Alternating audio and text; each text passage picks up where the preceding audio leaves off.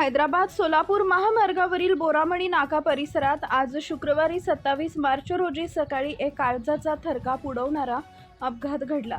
एका भरधाव ट्रकनं दुचाकीला दिलेल्या भीषण धडकेत 2 जिवलग मित्रांचा जागीच मृत्यू झाला। या अपघाताचे अंगावर शहारे आणणारे फुटेज सीसीटीव्ही कॅमेऱ्यात कैद झाले। मिळालेल्या माहितीनुसार सैफन शेख फरीद पटेल वय वर्ष 40 आणि हुजूर अलाउद्दीन पटेल वय वर्ष 36 हे दोघे मित्र आज सकाळी 8 वाजेच्या सुमारास आपल्या दुचाकीवरून कामासाठी जात होते। बोरामणी नाका परिसरात आले असता एका वेगवान ट्रकनं त्यांच्या दुचाकीला जोरदार धडक दिली।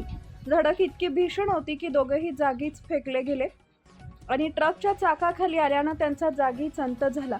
मयत सैफन आणि हुजूर हे दोघेही दक्षिण सोलापूर तालुक्यातील बोरामणी गावचे रहिवासी होते। दोघेही एकमेकांचे जवळचे मित्र असल्यानं आणि एकाच वेळी त्यांचा मृत्यू झाल्यानं संपूर्ण बोरामणी गावावर शोककळा पसरली आहे। घटनेची माहिती मिळताच स्थानिकांनी मोठी गर्दी केली होती।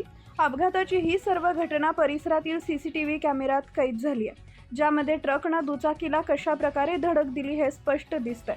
घटनेची माहिती मिळताच पोलिसांनी धाव घेऊन मृतदेह उत्तरीय तपासणीसाठी शासकीय रुग्णालयात पाठवले। या प्रकरणी ट्रक चालकावर गुन्हा दाखल करण्याची प्रक्रिया सुरू असून पुढील तपास पोलीस करत आहेत। सोलापूर शहरात वाढलेल्या अपघाताच्या सत्रामुळे नागरिकांमध्ये संताप आणि भीतीचं वातावरण निर्माण झालंय।